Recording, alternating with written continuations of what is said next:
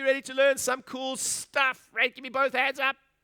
Awesome. So what I'm going to do is I'm going to do a section now. I'm going to do a section now that is pretty heavy on one aspect of what I teach. And then later we're going to do another section that's pretty heavy on other sections, right? So what am I talking about?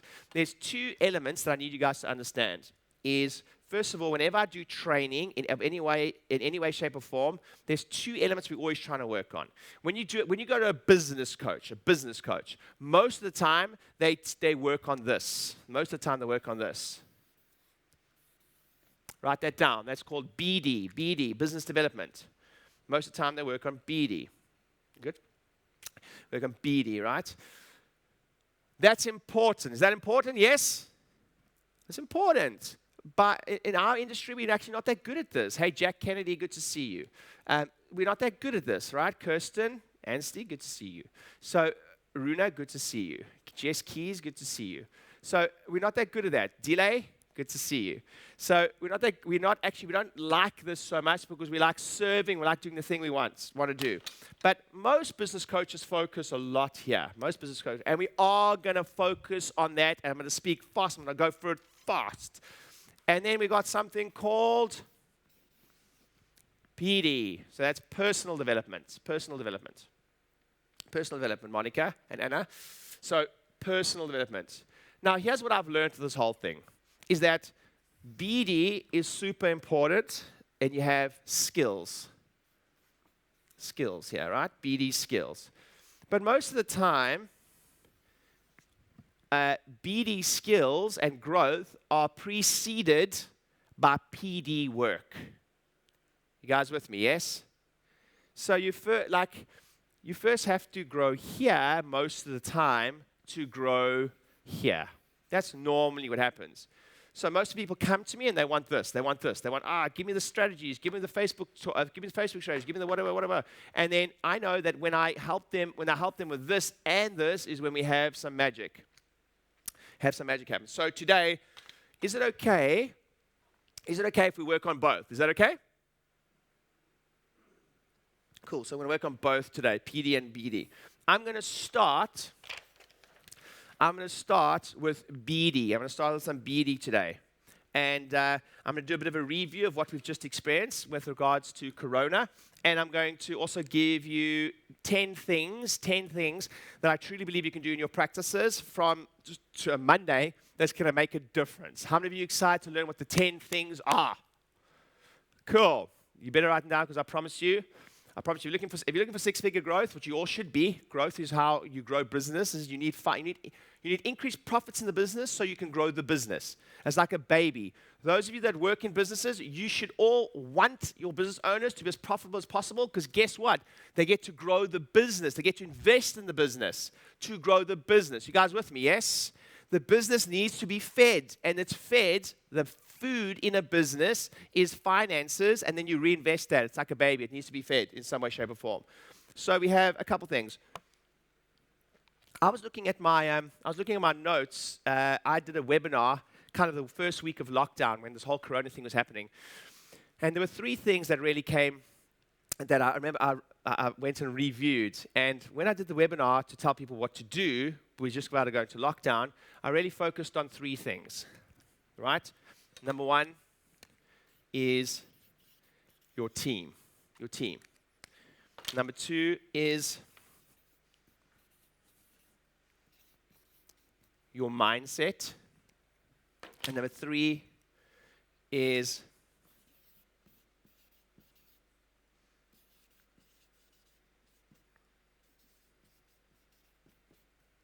plan, don't panic. Plan, don't panic. I'm quite impressed with my handwriting, actually. Most people can never even, compared to normal, you can actually read it a little bit. I think it's the bigger flip chart. Those of you that have worked with me before, you know. So we spoke about team, mindset, plan, don't panic. Here's what I'm going to tell you. Team. There's a book that was written, and it's called The Crash Course. And it's a book written about how to survive a crash. Right? By Chris Martinson, I think. And it's written about, so to summarize the whole book for you, he speaks about that in a financial crash, how many of you realize that what we've just been through, history repeats itself, yes or yes? So and this is what happens, especially from a financial perspective, if you're in a position right now where, you had financial changes and that spurs you to do something, what happens is we forget the pain, and then 10 years from now, the same thing happens. Every 10 years, there's a financial crash. Every 10 years. If they have to, I'm not going to say I'm saying this, but I am saying it. If they have to manufacture one, they'll manufacture one. You guys understand? I'm in the finance world, and I work with people in trading, and I've been hearing them for the last 3 years saying, we need a crash, frickin' heck, we need it. So if you've got the guys in the city, in the financial words, going, please, can we have a frickin' crash? Every market needs a correction. You guys with me, yes? That's just what they have to do. And normally it just happens by itself because of our stupidity, if you will. But in some way, shape, or form, it's always going to happen again. Often, it might be a 5-year cycle and then a 10-year cycle, but the big one's every 10 years. So my question is, what are you doing? What have you learned from this crash or this situation that's going to help you be better for the next one? And most importantly, be prepared. Be prepared. Because Robert Kiyosaki has been telling us that this is going to happen for 30 years. 30 years, right? And it's going to happen again. So if the only thing I give you awareness of, I want you to prepare. I want you to plan. Don't panic. You guys with me, yes? So where are you going to be when it happens again? Are you going to have a little nest egg? Are you going to have some finances or another income? Are you going to be in a position where you're different from now? And I think that's important for you guys to understand. But he said in the book, the single biggest determinant that states whether you're going to come out of that crash successfully has got almost zero to do with your skill. It's got to do with your surroundings. And he actually said your support group is the single determinant for those who are going to come out of successfully and those that are not. How many of you had some amazing people around you during this challenging time? How many of you realized that you wouldn't be anywhere that you would freak out? If you did it all alone, it'd be scary. How many of you realize that? Yeah, awesome. That's the thing. You're in a support group. Right?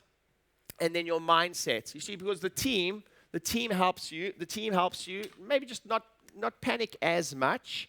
And then mindset's affected. So you plan, don't panic, and mindset. Now, what I talk about mindset is there's a couple things I need you to remember. Remember, are we emotional creatures? Do we have emotions? Yeah, we have freaking emotions. And a lot of the times, our emotions are highly, highly creative. We always say, this mind, it's actually not the happiness director. Meaning, if you leave it, here's the greatest analogy I ever learned, is that your mind needs no weeds to grow weeds. You understand? So a garden, you don't have to plant weeds for weeds to grow. Weeds grow in a garden out of neglect.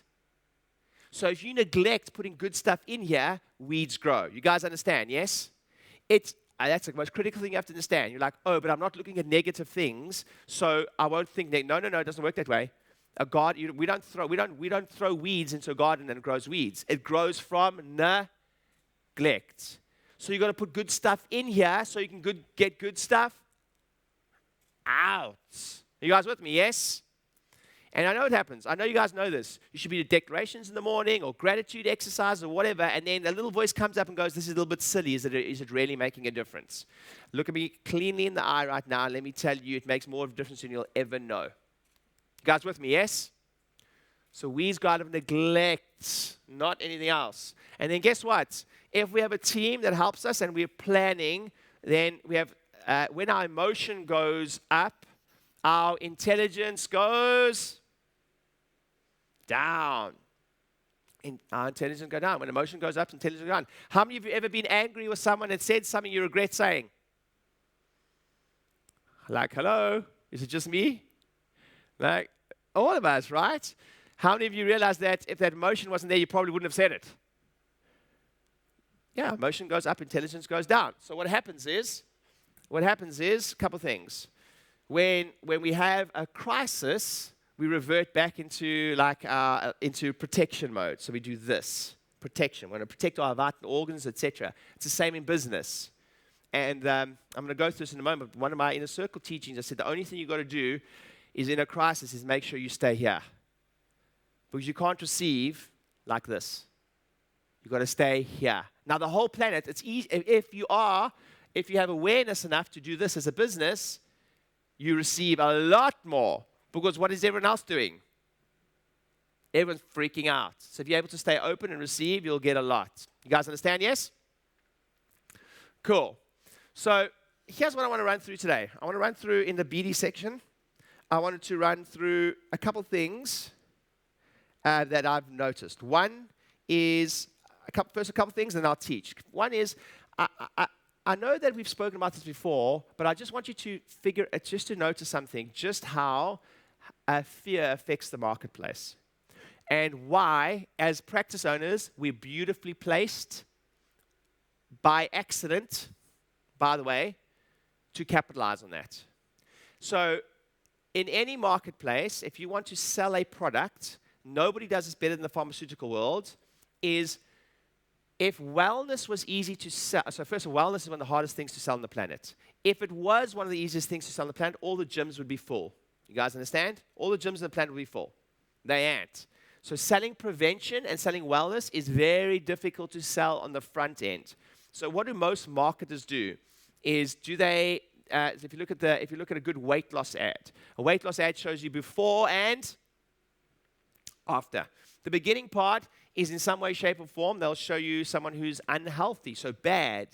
And marketing often happens like that. So pharmaceutical companies will show you how they can solve the solution, and they'll put fear into the marketplace. Now, what happened in the marketplace at the moment is, how many of you realize there's a lot of fear in the marketplace right now when it comes to health? Yeah? And what I'm seeing I didn't think it was going to happen. But you mean, from a new patient perspective, we've lost certain new patients, we've lost screenings, we've lost corporate talks, we've lost those for a period of time. But what's happened is new patients have stayed the same or got better. Why? Because all our online activation or phoning or organic has gone through the roof. And my absolute belief is that's coming as a direct response of so much fear in the marketplace around health. And it's even filtering through to chiropractic, even when they don't quite realize, even if they haven't put in their head that like we can help with anything other than back pain and neck pain at that point. You guys with me, yes? How many of you guys are seeing that in your practices? There's one other thing that you're seeing. If you're close to someone and you guys are good at this, just put your hand on someone's shoulder, on their back, and just give them a little rub. Give them a little rub. Give them a little rub. Give them a little rub. Okay, it's a little bit too enthusiastic at 36. I just did a little one. Good. How many of you like to be touched? I know some of you don't want to admit it, but I know you do. Yeah, I know you do. It's normal. We are creatures that crave some type of intimacy, yes or yes? Guess what the marketplace has done? And guess what Corona has done? Has it made intimacy go up or go down? Go down. Now, like, I'm a hugger, right? I'm a hugger. So now it's like, okay, I'm allowed to hug people now? I don't know. Like, am I, I don't know. Like, so I've got this weird thing. So I'm a hugger. And I'll say this now. I also believe this, I believe our industry is perfectly placed because I always used to say this about my practice. If I had to tell you who's my perfect patient, it's different to what most of you might think. I enjoyed working with the older population, geriatrics, and so I loved working with that group. That was my favorite. And I really often used to think to myself, if there was someone living by themselves and etc., when was the last time that anybody touched them? Anybody touched them? When was the last time anyone gave them a hug? When was the last time that everyone put their hands on them? Now, what's happened in the marketplace, I believe, is that all of a sudden the whole planet's like that. Yes or yes? You understand? So we live in a world where almost all jobs are trying to be replaced. But guess what you can never replace, baby? You can never replace touch. Are you guys with me? And I just want you all to remember one thing, that if you're at the front desk or you're in the practice, I just want you for the next while, just linger a little. Don't forget that. Don't just adjust. Just lay your hands on people. Just lay your hands on people. Just take a second longer. It's going to sound weird, but just give them a little stroke. You came to a conference, you're like, I can't believe I came to a conference to learn how to stroke.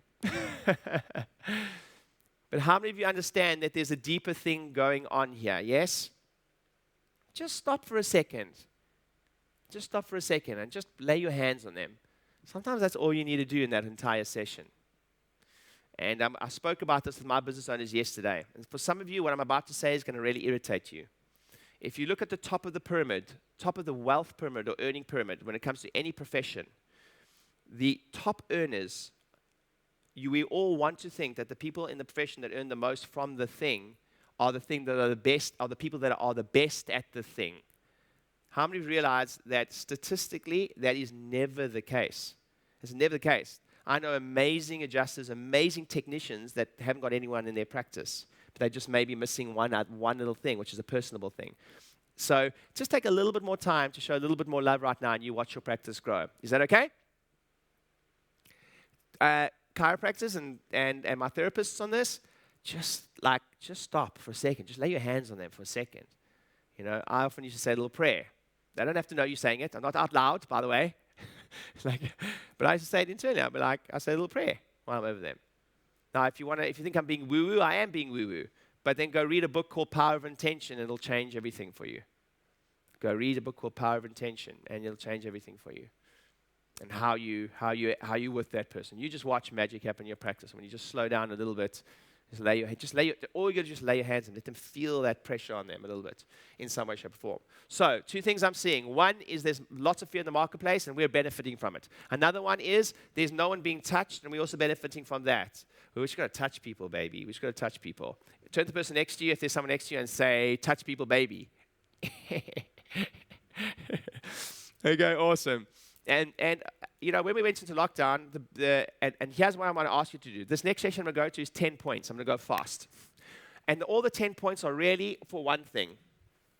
The 10 points, this is the biggest challenge with having to close our practices if we have to. And I want some of you are practicing places where you do have to close your practice. And I want you to now, what I'm about to teach you is, I want you to act as if. Let me say that again. I want you to act as if there's a big chance that we all have to close the gate.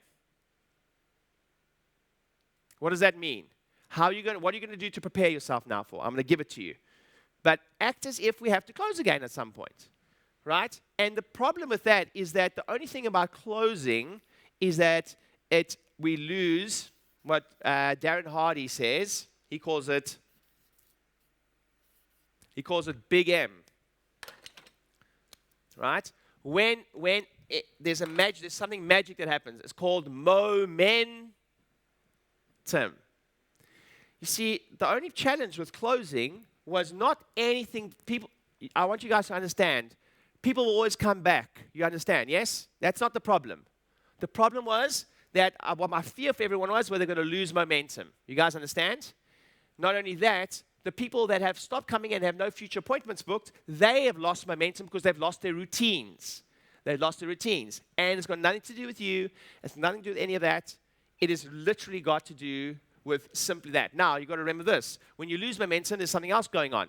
Do you know what the number one reason that statistically people don't come back to a business? You see, most people think that when people stop seeing you in the practice, you think that you've done something bad and you haven't, and they've dropped out because of that. But the number one reason people stop coming back to a business is they're embarrassed. They're embarrassed. So they've stopped coming to care. You, Dr. Paul, have said, Elaine, Brian, Patrick, Liz, your practice, you've said, hey, we want to see you X amount of times for X amount of period. And then they didn't follow through with that. So it's like, when you RSVP for a party, and then, here's the example, you RSVP for a party, and then you just don't go. And then the next day you go to Tesco's or Walmart, and you're walking down the aisle. And there at the bottom of the aisle, you see the person that you never showed up to their party. How many of you ever done this before? How many of you ever done this before? Shopping center. You turn around and go down the next aisle. Don't lie. No, you've done it before. You to avoid something. Come on. Who's done that before? Freaking damn right. I'm like, oh shit, what's that person? I go the other side. Normally because you're just embarrassed. Now you think the other person's upset with you, but like the other person most of the time can't even remember. But that's what happens in our practices. When someone drops out of care, their perception is that we're either upset with them or that we remember the stuff and that we're stewing on it. It's like, shit, I don't want to see the chiropractor because I was supposed to go see him and I canceled and I didn't go back. So to decrease loss of momentum, you have to increase communication. You have to increase communication. I'm not going to get big into it now, but my business owners, we did this work last night. The only thing you have to stop is going into invisible, which means you have to do more communication than you've ever done in your entire life. Send more emails than you've ever sent.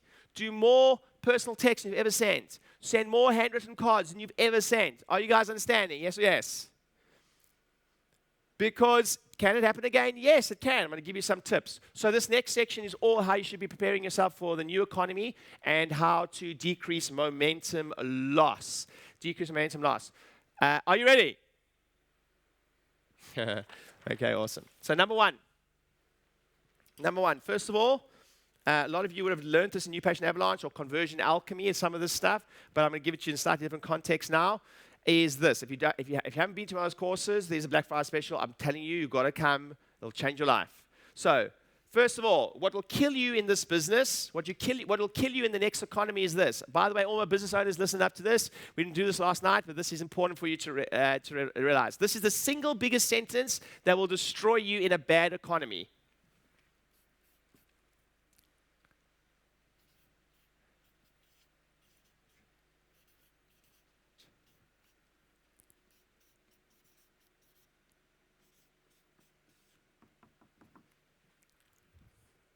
I shouldn't have to. That right there is the single biggest killer, what Dan Kennedy calls, I shouldn't have to ism. I shouldn't have to ism. So let me finish that sentence. Yes, but like I never used to send a welcome, I never used to send a personal video, so I shouldn't have to now. Yes, but we never used to do that, so I shouldn't have to do this. Well, I've never done it this way, so why should I do it now? I shouldn't have to ism.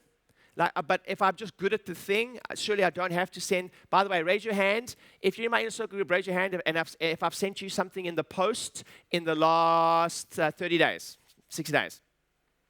Every single one of them, just about. Last night, how many of you realize that for me to give you guys, how many of you loved what I gave you guys last night? Awesome, like. How many of you realize that I did, like, you guys realize, like, you're already paying me. You guys get that, yeah? I don't, like, I shouldn't, if I think I shouldn't have to ism, shouldn't have to do more, I'm in trouble. You guys remember that, yes? Like, that's the killer in business. It's like, no. You shouldn't have, yes, you absolutely should. So wherever you think to yourself, I'm sure I don't need to. Here are some examples. Well, I'm sure I don't need to send an extra text or an extra reminder or extra reminder call, etc. You're in trouble. You're in trouble because if you have to say it, it means you probably know you need to do it. You guys with me, yes? Team members, I just want to say this. Team members, if you want your business owner to absolutely, our biggest thing in our heads is often these type of things that really, as business owners, that really challenge us. Is that we kind of know that the team know that like that should happen, etc. And I'll say this, is that how you do anything is how you do. Where are some of my associates who now have practices, who now are in my inner circle group, the ones that rock and have great teams were always the best team players. So let me say that again. The ones that are now rocking in their teams were also the biggest team players. They often say, I was taught this, if you're not prepared to be led, you can never lead. If you're not prepared to be led, you can never lead. So often how you participate in your teams, even if it's, if you will, for lack of a better term, under a leader, is exactly your way of being that will happen when you own your own practice one day. And we have calls, all your business owners, and we all talk about how we're wanting to make sure that we prepare you to open your own practices one day and rock, right? Because we want you guys to serve bigger in some way, shape, or form. Make sense? So number one, I shouldn't have to-ism. You're in trouble if you say that. You're in trouble if you say that. Number two, we're entering into an economy where you have to be okay. You have to be okay.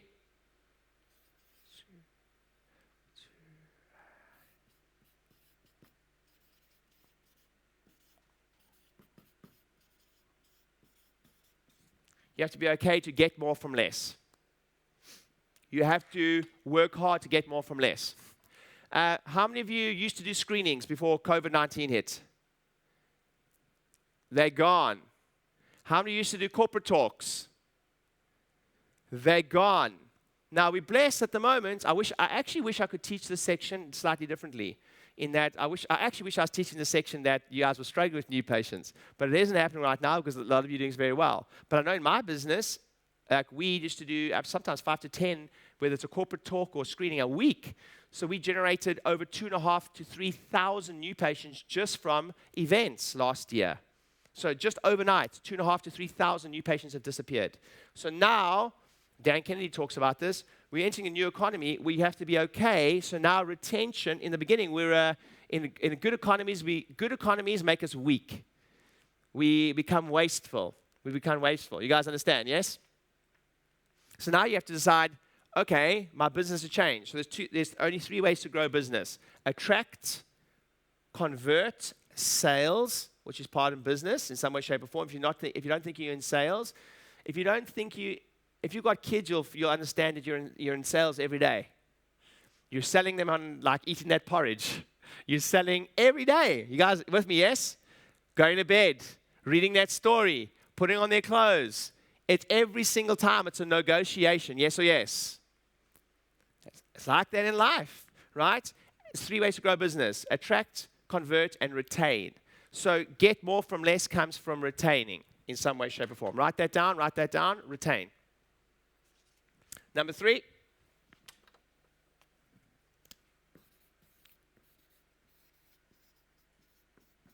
Is decrease waste. Decrease waste. In the new economy, we've got to decrease waste. So what am I talking about? In the old days, we have to have so many leads and so many new patients that, you know what, like if they showed up, they showed up.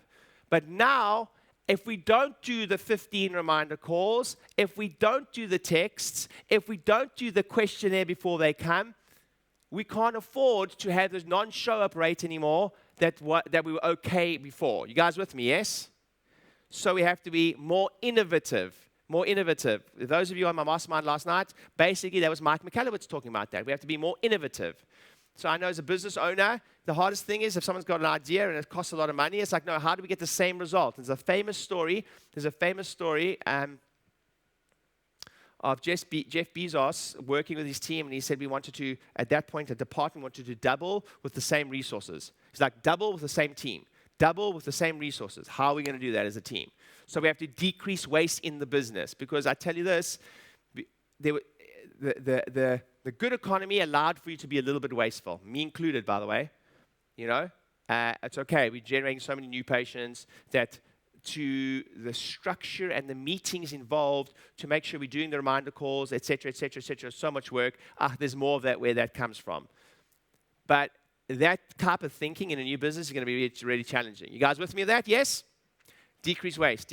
So here's what I want you to do. I want you to, okay, let's do one more and then we'll do the exercise. One more and we'll do the exercise. So let me give you some examples. I just want to give you some examples of minimizing waste. So we have new NFAs, write NFA down. So let me ask you this. What about all those people? This is all BD, so bear with me. I know some of you are going to be like, well, it's quite heavy with this stuff, but we're going to go some PD in a moment. So here's some areas that I truly believe you can help with waste. Number 1, NFAs. Write that down. So NFAs is people with no future appointments. I'm not going to solve it for you today, but I'm going to ask you the question. As a team, what are you doing for NFAs? Simon, you've got it there, baby. This wins, by the way. this wins. It always has, it always will. But it normally wins on the back of something in the post. So NFAs, what are you doing for them? And by the way, how many times on average do you have to phone someone before you get them on the phone statistically? Yep, Janine, you got it. Where are my CAs and my team members? That's right there, that statistic, when I first heard it, it broke my heart. Do you know why? How many of you realize it's freaking hard to make a lot of phone calls? Fuck, it's hard, right? So statistically, it takes over 6 phones, so you have to be determined. Yes. You have to have structure. Team members, I'm going to tell you that business owners, sometimes we're not that good. We're not that good at some of that stuff. We're like often more the visionaries, meaning we have ideas. How many of you, team members, how many of you ever had one of your business owners or chiropractic business owners come in and offer a new idea every like 30 minutes of the day? That's me. My team's like, oh my God. My team always say this, they get way more work done when I'm not in the office. I'm like, fucking hell, can Ryan please leave already? Jesus, we can't get any work done. You guys with me, yes? But that's our job. Our job is to do that. Our job is to think. And sometimes it's the job of my team to push back a little, but at some point there's a concept in teams that, and that's what leadership is, I live and die by the sword, meaning somebody has to make a decision. It doesn't matter if it's wrong. You guys with me, yes? It makes no difference if it's wrong. We just have to choose something. And please write this down. In a team, we have a concept called we're allowed to disagree, but commit. So team members, that's normal. By the way, is it possible for everyone in your team to always agree? Impossible. Impossible. Like the person that you share a bed with, do you agree with them all the time? No freaking hell you don't. You know, I mean, I always agree with my wife. I'm just saying. I always agree with my wife. I'm just saying. But if that's the closest relationship you have, of course you're going to disagree with team members. But I want you to remember this one concept. This will make you the strongest team you can possibly have. It's okay to disagree, but you still have to commit to one decision. Yes or yes? Like, it's irrelevant what the decision is. You with me? It's irrelevant. Just make a decision, and if it's wrong, great. Let's do it fast. Everyone say fast. It doesn't matter if it's wrong. It doesn't matter if it's wrong. Cool. NFAs. Next, DNAs. What are you doing for did not arrives? That's wasteful. I hate it when I see that. So like, they did not arrive to a new patient appointment. And they've paid in advance. What are we doing? What are we doing? What about people who have? What about this? What about people who paid for care plans but not getting adjusted anymore? Our tendency is to go, just leave it alone in case, I don't go and re-engage them. Go get them back into practice. You know, DNAs, reminder calls. What are we doing about reminder calls? Like, we have to up the game. And I remember during lockdown, I got one phone call from one business, and I remember who it was. So sometimes you can just phone and find out if someone's okay. My accountant's phoned. I'm like, hey, I know everyone's not stressed financially. I'm just phoning to check if you're okay. That meant a lot to me. So DNA, reminder calls. What about, how many do Facebook ads at the moment? Okay, here's what the team members need to listen to and remember is if you miss a phone call within 5 minutes of them filling in the form, the chances, or rather say this, if you phone them within 5 minutes of them making their call, the chances of you getting hold of them goes up by between 100 and 500 times. 500 times. But lowest level, the chances of getting hold of them on the phone goes up 100 times. So as a team, my suggestion is find a way. Find a way. What about after hours? I'm going to tell you right now, I was once taught this. If you only prepared to get paid for what you do, you'll never get paid more than what you do. So like, go do more wherever possible. Because that's actually my next point. So you guys learned something there? Minimizing waste? You guys learned something there? Cool. Just awareness. It's just awareness. By the way, guess who learns the most? The teacher learns the most. So when I'm doing this, I'm like, we need to get on that. We're going to get out. We're going to get on that. We're going to get on that. How many of you have ever dropped one of those? New NFAs, DNFAs, reminder calls. How many of you ever slacked a bit with those before? Hello? Hello? All the lies put up their hand. Are you mad? Of course we have. All of us, me included. You want to have a record quarter? Just clean it up. But I'll tell you this, team members, I want you to hear this. Your owners need your help. Yes or yes, guys? Like, we can't do it by ourselves. In fact, we're not very good at even organizing that. So what you guys need to hear, is that we need your help. So turn to your team members and say, we need your help. We need your help. We need your help. We need you. We need you. And if you're comfortable giving physical attention, give them a little hug, a little kiss. No, just joking. Just joking, a little kiss. So go some way, shape, or form and give them some love. Okay, next is, I just want to go make sure I've done that. This is very important for you to hear in the new economy.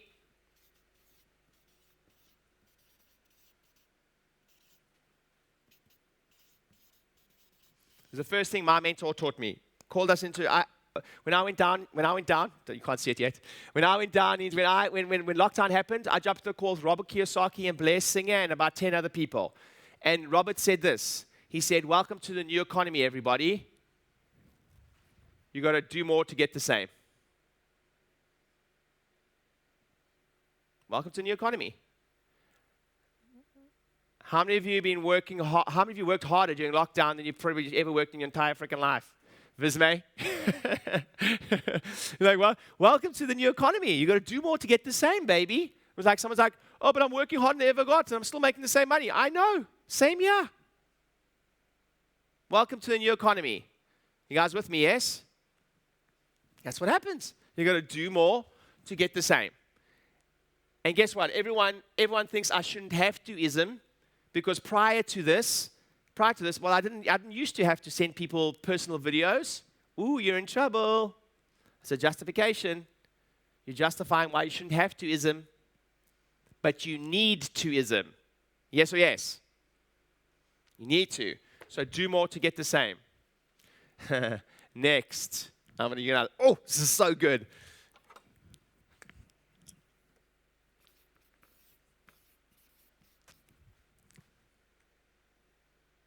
You got to sell. You got to sell.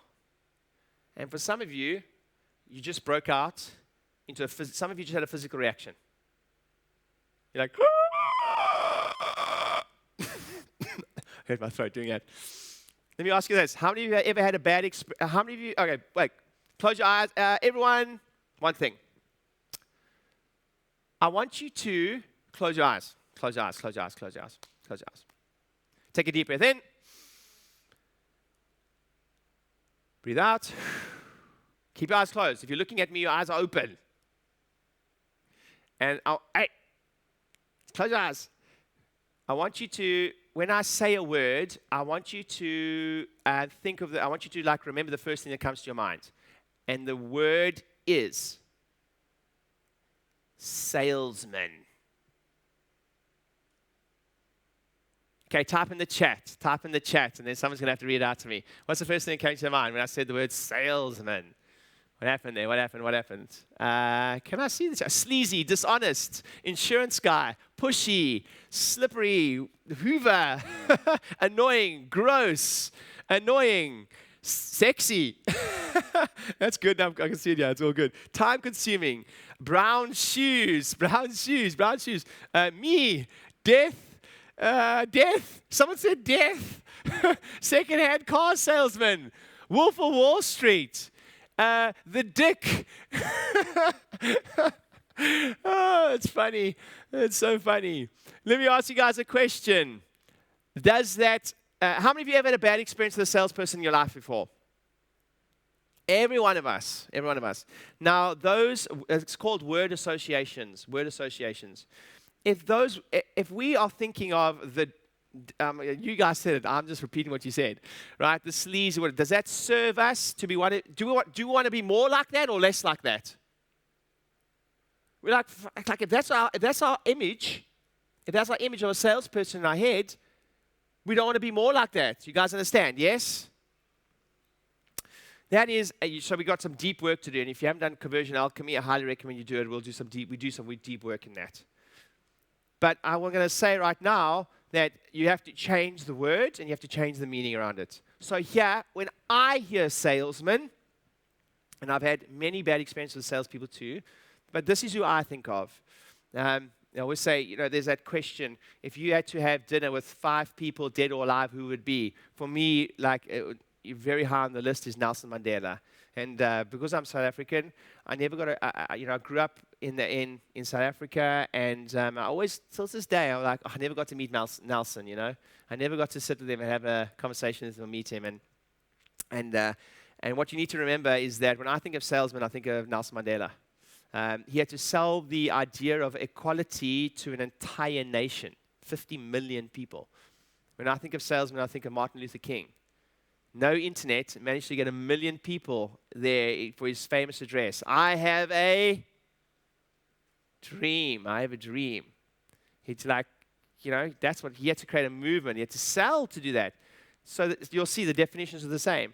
I also think of, when I think of sales, people like famous people, Mahatma Gandhi, like people like that is who I associate with sales. Now, do I do that on purpose? Yep, I do that on purpose. Because I want to be more like Martin Luther King and Nelson Mandela, yes or yes? You freaking hell, I want to be more like them. You're damn right I want to be more like them.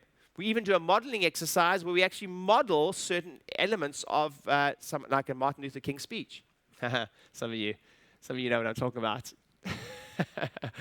So that's what I think of, because they had to do this process. Now, here's where the similarities are. When you sell, is there the potential that people say no? Yep. When you sell, is there the potential that people are going to talk about you negatively? Yep.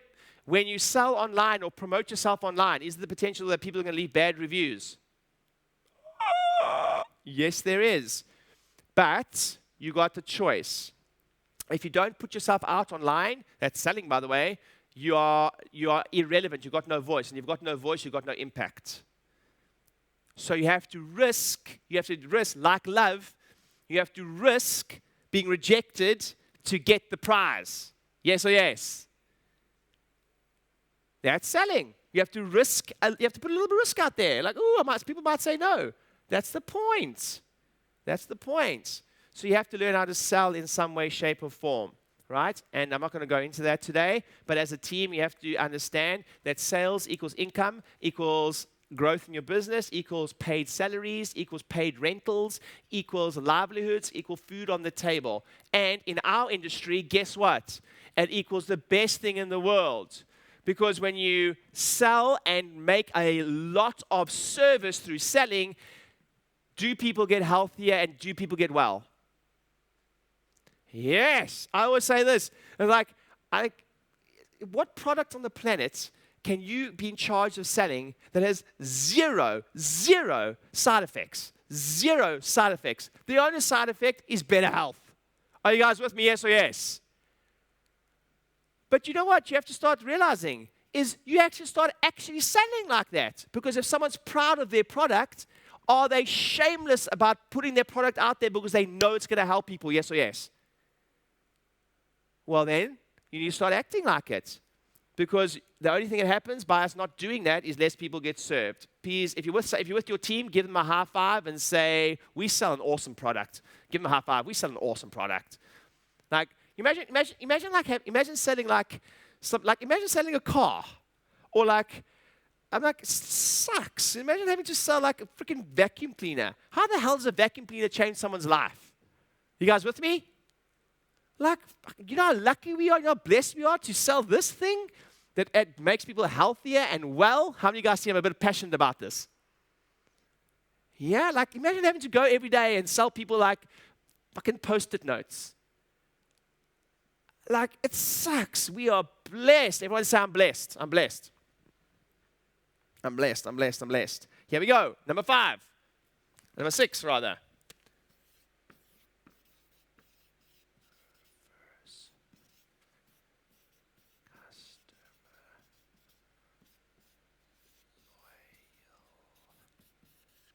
Cool. Reverse customer loyalty. Reverse customer loyalty. Reverse customer loyalty. So what does that mean? Everyone comes to the business like, oh, my customers are so loyal. Well, we're moving to economy, you've got to reverse it. How many of you after last night's session see that I take that statement very seriously? Yeah? Like, so you have to go into the marketplace and go, what am I doing for my customers? Oh, my customers are so loyal. I hate it when people say that. I'm like, yeah, well, like you have to put yourself in a position where you have to, I always say to everyone, if you join my group, I will work harder than anybody I know to earn your custom. And by the way, like I said it last night, it's like after I said, people are like, oh, right, I love coaching coaches, right? And that's rare in this world. I love coaching coaches. It's my passion. Why? Because I love it. I love coaching. And everyone's like, aren't you worried about people copying you? I'm like, oh, good luck. Fucking good luck. You know how much this venue costs? Sanj? It's a lot. It's a lot. We have full-time cameramen, the whole works. You've got 4 or 5 team members outside of my team working out, helping me serve. And I'm grateful for all of you to help me do that. You know, give them a round of applause. Give them a round of applause. Like, good luck. Because I don't have to do this. I could stand in like a kitchen at a camera like everyone else. But I wanted to make sure it's awesome and invest more. Yes or yes? That's reverse customer loyalty. Let me give you examples. So, how many of you have ever met is my brother on? Is my brother on yet? Oh, he's adjusting now. But how many of you have ever met my brother Dean?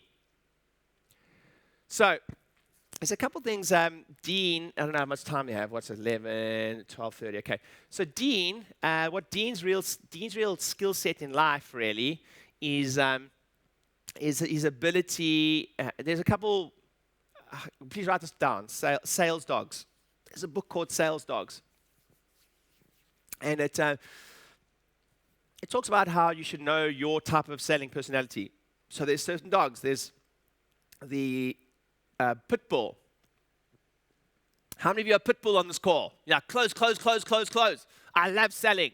Where's Wendy? And just go across the screen a little bit. Oh, Charlotte, are you a pit bull? I didn't see that. Who else? Patrick, you're a pit bull. So pit bull, you like it, you know. So there's pros and cons. Sometimes pit bulls need to learn to like be a bit more empathetic and work through those. Every single selling personality has like a different type. Then we have something called a golden retriever. Most chiropractors are mixed between golden retriever and a basset hound. Golden retriever is serve. I'm going to serve. I'm going to give the shirt off my back, but sometimes I forget to ask for the sale. I'll serve, but I'm still broke. Like, yep, no, you actually have to ask for the sale. It doesn't just come from that. You guys with me, yes?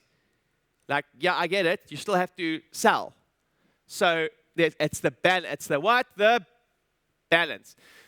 Next is my team. I've got slides. So if you can pop that slide on my slide deck of the dogs. So let's go. Let's show them the first one in a moment. It's on their thing. So I'll quickly show you. I'm not going to go too long on this. Sorry, I got so much on my. Here we go. That's the one. So you go down.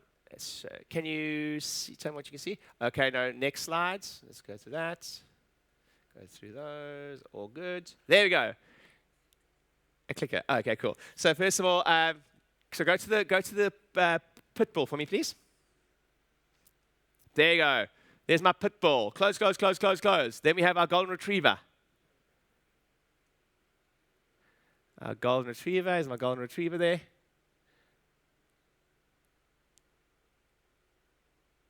Golden retriever. Always serving. Smile. I'm serving all the time, but sometimes I forget to ask the sale. Then we have my basset hound. Basset hound. Little droopy ears. They're a little bit beggy sometimes. But basset hounds are brilliant at personal relationships. They do all their sales for personal relationships. They're good relationships with everyone. Some of you will like, They will get, if they need someone to like clean their windows, they're like, it's a patient. They're like, oh, can you have my window? And then they need everything they do through personal relationships. They're brilliant at building personal relationships. A lot of times they'll be terrible at following up leads. They'll have business cards everywhere. They'll forget this, so you need to hire to your weaknesses. You need to know your weaknesses, right? But most chiropractors are mixed between all of them, but I'd say most strongly Basset Hound and Golden Retriever. Then we have the poodle. So the poodle is like a networker, right? So they're always at parties, they're a bit blingy, they've all got stuff on them all the time, they love socializing. Are there any poodles on this? Not often, but love socializing. If you're a poodle, hey, Becky, you like BNIs and things like that. Like that's where you flourish, and then, but you need to poodles need to put themselves in a position where they can sell when they're doing that. Then you really go well. If you can like go to your strength and you can social, like I'm an introvert, I'm an introvert extrovert. So for me, when I get on a plane and I sit down next to the person and the person next to me starts speaking to me, I break out in hives. I'm like, oh my God, please no, not a speaker, not a talker. I want high walls and I want earphones on. I'm that guy. I'm like, oh my God, please don't speak to me, please don't speak to me. You guys with me, yes? Who's like me? Who's like me on a plane? Cool. And who's like chatty catty? Who like wants to talk to the person next to you? It's like, you're my worst nightmare on a plane. Patrick. I'm like, oh my God, leave me alone. So, but at least I know myself. So for me, I literally get slightly anxious about a networking party. And by the way, most speakers are like this. Most speakers are painfully actually shy. And I'm like, oh, please don't put me there. So am I going to sell well in that environment? No way. I'm going to be a terrible salesperson in that environment. I'm a classic Golden Retriever. I'm like, just serve. But I have to go a lot of training to actually learn how to sell too. So, poodles. Was there one more? Have I forgot? Is there everything? Oh, chihuahuas. Give me the chihuahua. Chihuahua, you love statistics, you love figures, you love facts. When you do report of findings, you're like, did you know that statistically after an adjustment, your immune system goes up by 33.33333%. And then after that, what we see statistically is when you have more weight, and that's how you sell. You sell with statistics. Chihuahuas can be very powerful salespeople. But so what Chihuahuas need to realize is that most of the time people don't give a flying about your statistics. They don't care. If you want to make it on TV, do you know that the things that kill people, that daytime TV in America specifically, is that if your language is higher than a fifth grader, you don't make it because no one can understand you. That's like the big thing. So you're talking about the bone, not like the vertebral bodies and the IVPs and then, this transverse process attaches to this and then what do we have, the biomechanics. No, it's like this bone and this bone. They're touching. Not good. Like, you see space needs to be there. No space, bad. You guys with me, yes? Because what happens is, when you speak big language, guess who looks clever? You do. But what do they feel like? Yeah. How many of you like hanging around with someone that makes you feel small? No? It's like someone's like, I've got to win. Like, what's your greatest achievement? And my greatest achievement is, I made university level first team rugby. And the guy's like, oh, that's really good. I played for my country, Springboks. You're like, oh, okay, jeez. And they always got something better than you. Like, how was your day? I just had an amazing time. I just went on holiday in Cornwall. Oh, awesome. I've just come back from the Maldives. You're like, oh, okay. The whole time. That's what you guys understand. You want to make the other person bigger. So Chihuahuas need to remember is simplify the conversation. You guys learning something? You're learning something? Okay, awesome. So yeah, my brother, why did I tell you that? My brother is a classic Basset Hound. He's just amazing what he does. So here's what I mean about reverse customer loyalty. During lockdown, my brother did 2 hours of phone calls every day. Every day. He gave, and some of you, this is not going to be the thing for your practice, so please find out your practice on this first. But the rules didn't matter during lockdown. My brother gave every single one of his patients his personal number. Yep. You're freaking out about it, and he's like, every day someone texts me to book a new appointment. Every day. My brother went, and Giselle, his wife, they went and delivered food to some of his vulnerable patients. How many of you are like, whoa, shit, I got up my game? Like, I'm not saying you have to do that, but they also send personal, so when reverse customer, here's some ideas for you. When's the last time you wrote a personal handwritten note? When's the last time you sent them a Loom video, loom.com? Hey, Mary, I'm just video, email, done. Tech idiot like me can do it. When's the last time you did something like that? When's the last time you just went a little above and beyond? How many of you on this call have ever received a hamper or a gift from me before, like just for your birthday or something?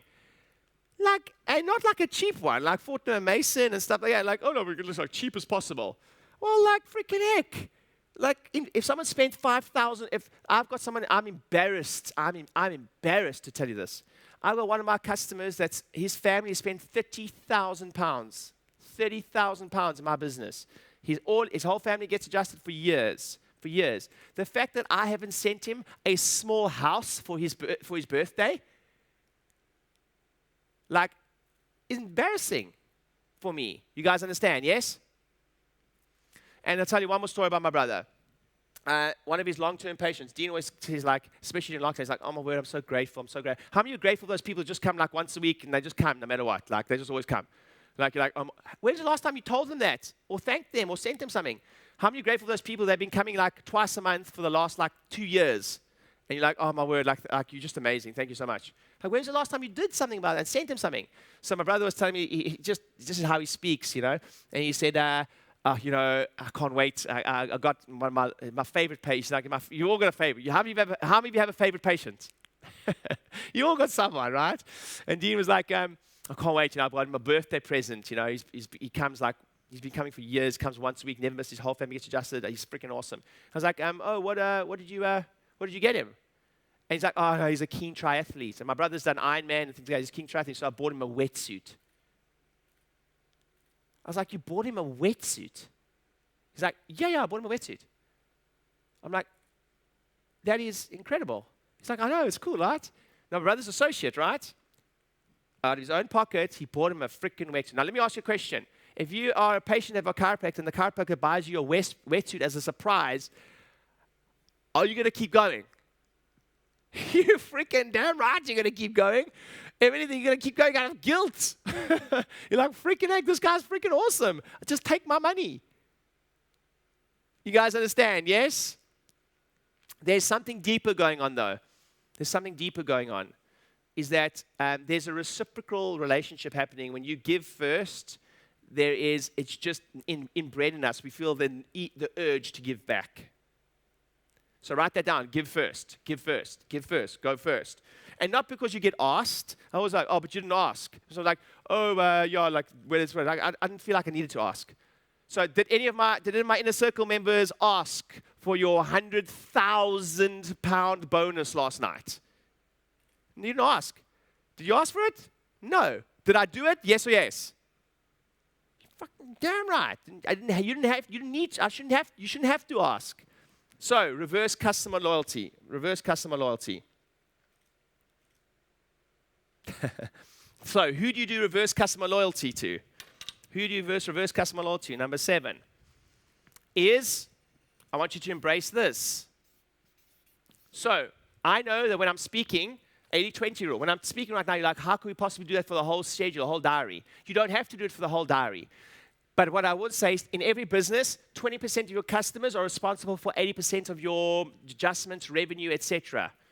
And you think I've done this statistic in my business, over £10 million of the turnover. Exactly, it was like 75% of the business came from like 25% of the customers. So that's like £7 million. So because it's only a capacity thing. Should you do it for everyone? Absolutely, you should do it for everyone. But if you only have, how many of you have limited time in your lives? How many of you have limited time? So who are you going to focus on first? Your top 20%. So, team members, like, go through your schedule. Like, you want to see your business owners love you? Just come up with a campaign. And by the way, if you're not doing a print newsletter, again, team members, your business owners need your help because we suck at this. We suck at some of this stuff. Who should be getting a print newsletter should everyone get a print newsletter? Yes, but you're probably not going to do that. But should our top 20% get print newsletters? Yes or yes? Should our top 20% get birthday cards? Yes or yes? Everyone should, but at least those people, should our top 20% be getting like freaking whatever they want on their birthday? Yes, because they're responsible for 80% of our revenue or turnover. 80% of our revenue and turnover. You're like, oh, but you're not being fair. Oh, so you're doing nothing instead. That's what's happening. How many of you guys learning something? Like if all you did from this entire conference as a team, you go, we're going big for our top 20%. So you go, who spent the most money with us? And you go through it. By the way, it's not about what they've spent. It's about their commitment. Do you realize there's a certain level of trust in you and the team to do that? So should we reward people that actually show us some trust? Yes or yes? Freaking heck, I'm so grateful. I'm so grateful, especially in this economy. My word, I'm so grateful. Okay, number 7. Now, how many of you guys learning something? You guys learning something? You're learning something? You're learning something? Good, good, good, good. Number 8.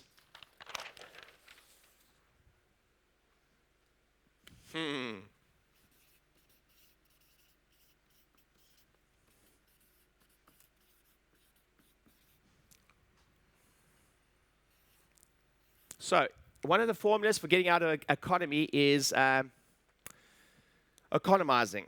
However, the only things we never economize on is promotion and production. Never. So, when everyone else is fearful, we're big.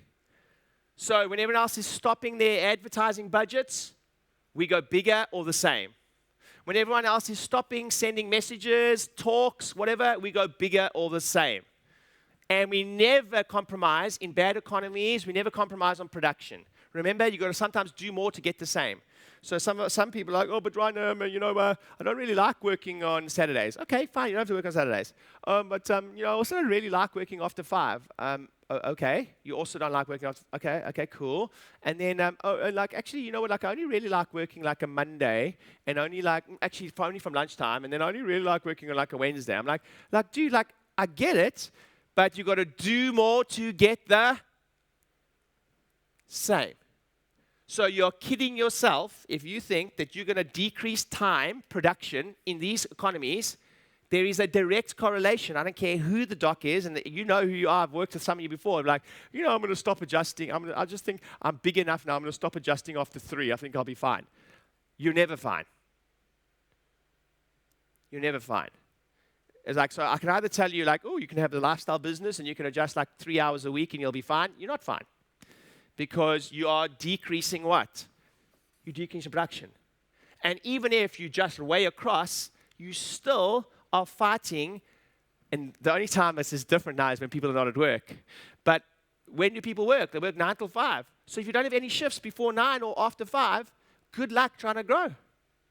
I always say this, if you're an associate and you're not working Saturdays, I'll just say from the bottom of my heart, Saturdays are my best days to work. And I know you're going to be like, what? Because there's a time where you have to do it. If you're going to do it when you're like just starting off as an associate. Because when you have kids one day, it's a lot harder. Yes or yes? And if you do, I just urge you to just embrace that for a period in your life. Because Saturdays are absolute bankers. Bankers. You're like, so at some point in your career, you have to do what other people are not prepared to do so you can have what other people don't have. You guys with me? It's like, oh, but you don't work Saturdays. I used to. Are you kidding me? How many of you got messages from me at 2:30 in the morning last night? Yeah, I was up at 2:30 last night still, and the night before was 2:30. Like, so you have to do what other people are not prepared to do so you can have what you want. Yes or yes? It's the same in your business. It's like, oh, we want to have you're going to have a tough time. So the only things you don't promote, you don't change on promotion and production. Is this making sense? You guys learning something? Yes. So you have to do what other people are not prepared to do so you can have what you want over time. That's what I'm going to say to you now. Anyone who tells you otherwise is lying to you. He's lying to you. I'll tell you the truth. I didn't want to be up at 2:30 last night, but I want to make sure you had an awesome event, so I was up. Right? I'm going to give you number 9, and then I'll start wrapping up this section. Number 9 is, you got to have a lot of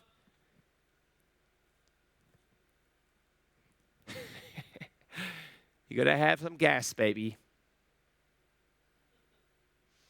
So gas stands for give a shit. You actually have to give a shit.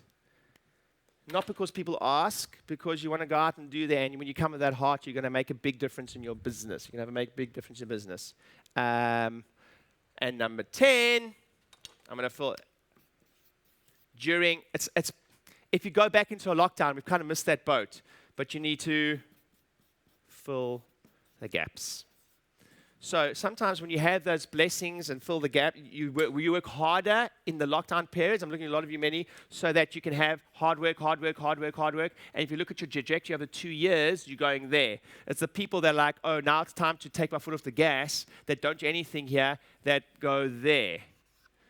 So you have to fill in the gaps.